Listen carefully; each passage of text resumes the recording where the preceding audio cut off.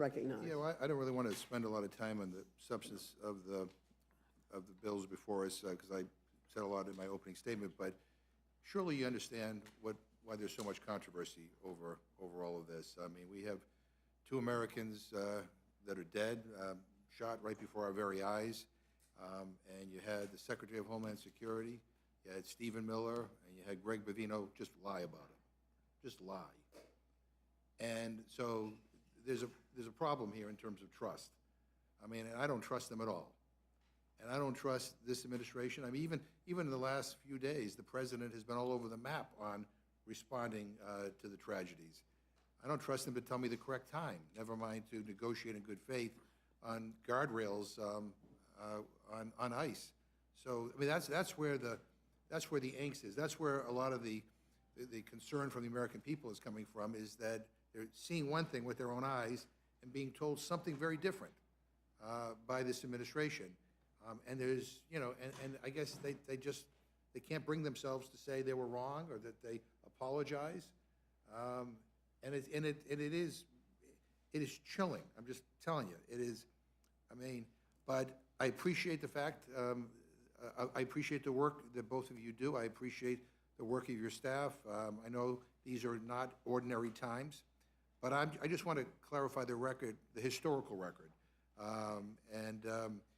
Because since you both testified on the funding bills a few weeks ago, I've been reading some of the press coming out of from some of my friends on the other side of the aisle, some of the press releases and the tweets from Republicans saying that regular order has finally been restored for the first time in decades.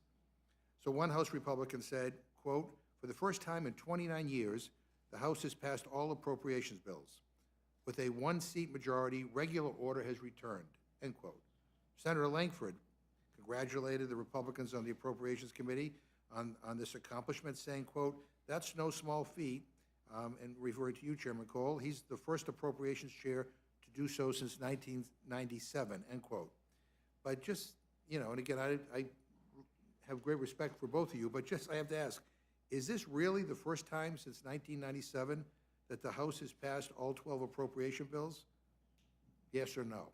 I have no idea. I'm focused on what's in front of me, which is trying to get these bills passed. But just for the record, the correct answer is no. This is not the first time in 29 years the House passed all 12 appropriation bills. The 1997 record that people on your side keep referring to is the last time that Congress passed all the required appropriation bills on time, just so that we're all clear. First, 0 appropriation bills were signed into law on time during the past year. 0. And that is why the government shut down in October and why it is partially shut down right now. And second, Congress regularly passes all 12 appropriation bills. It had done so every year for over a decade. That is until last year.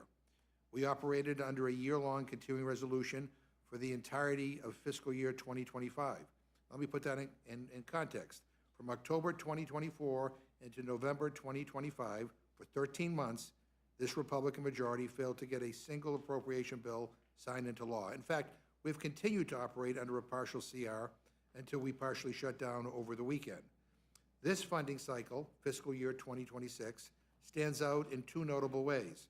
The first way, speaking of setting records, is that for the first time in 30 years, there have been 2 shutdowns in a single funding cycle. 2 shutdowns.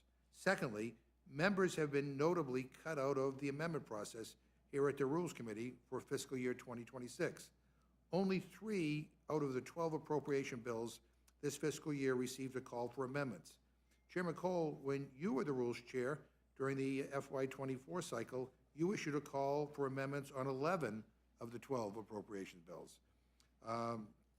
And during the FY24 cycle, nearly 3 times more appropriation amendments advanced to the House floor than in this cycle.